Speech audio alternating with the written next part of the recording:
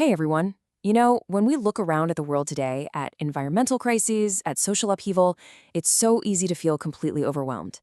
But it turns out that thousands of years ago, ancient prophetic writers were wrestling with these exact same feelings. And they came up with this really powerful way of seeing the world, one that connects disaster, justice, and hope in a way that, well, it might just give us a fresh perspective. Okay, so here's our game plan for this explainer. We're going to start by exploring this deep link between nature and what people do.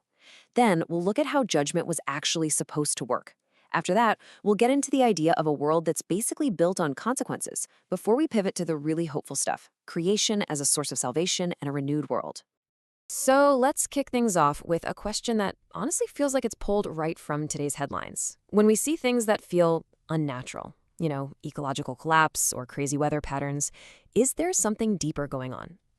Ancient thinkers definitely thought so, and their answer is probably not what you'd expect. All right, so our first stop is this foundational idea. For these ancient prophets, the moral health of humanity and the physical health of the planet were totally intertwined. They weren't two separate things at all. You see, for writers like Amos and Jeremiah, a society that was full of injustice wasn't just creating social problems. To them, it was literally poisoning the land itself.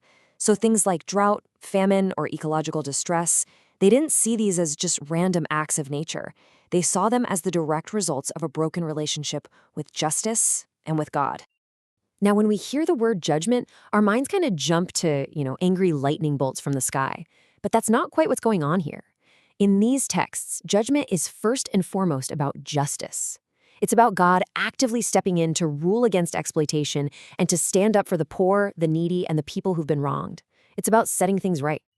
Okay, so if judgment is all about restoring this cosmic sense of justice, how did the prophets think it actually happened? Who or what were the agents carrying out this divine action?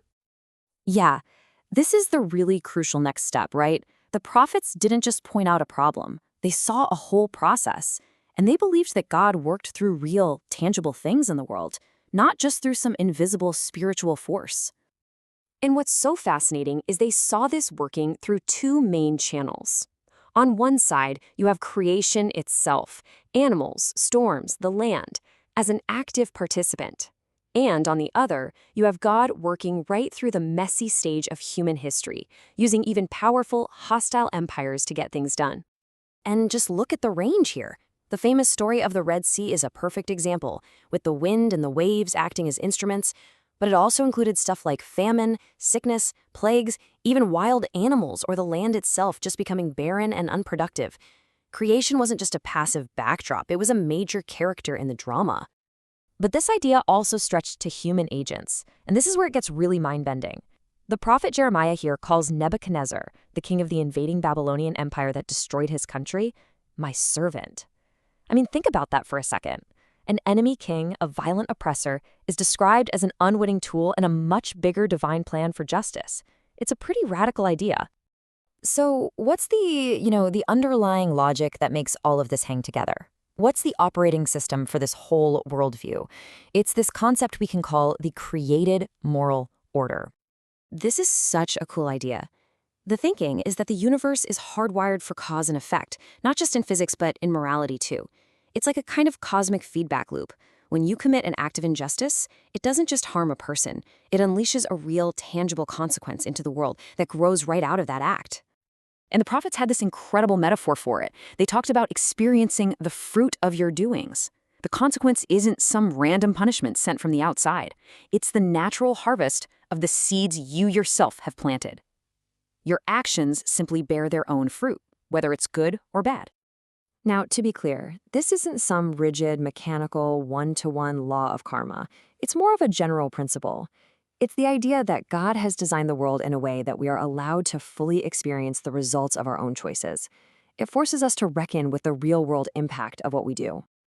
Okay, I know this has all been pretty heavy so far, right? Judgment, consequences, desolation. It sounds kind of grim. But this is where the whole story takes a dramatic turn. The ancient prophets didn't stop there. They pivoted from this tough reality to an even more powerful vision of hope. And here's the really beautiful twist in all this. The very same power that structured the world for justice is also the power that can remake it. The God who created the world and holds it accountable is also the God who can bring about its ultimate healing and restoration. And you gotta remember, this message of hope wasn't cooked up in some peaceful, happy time. It was forged in the fire of a total national crisis. The people of Judah were in exile in Babylon, their nation was gone, their temple was destroyed. And right in that moment of despair, the prophet known as 2nd Isaiah came along with this radical message. The God who created the entire cosmos out of nothing can certainly create a new future for a defeated people. That creative power was the ultimate reason for hope. And this hope wasn't just about getting their land back or restoring their kingdom. No, it exploded into this absolutely breathtaking vision for the entire cosmos, a vision of a new heaven and a new earth. And this is so important. The ultimate hope wasn't just about individual souls being saved after they die. It was a massive, holistic vision for the healing of everything: society, politics, and the natural world itself. The idea was that all of creation, which had suffered right alongside humanity, would also get to share in its final redemption. And this leads to probably one of the most famous and beautiful pictures of that renewed world. It's a vision where the fundamental patterns of violence and predation in nature itself are healed. The wolf and the lamb, the leopard and the young goat, all these natural enemies are reconciled. This is the ultimate picture of cosmic peace, or shalom.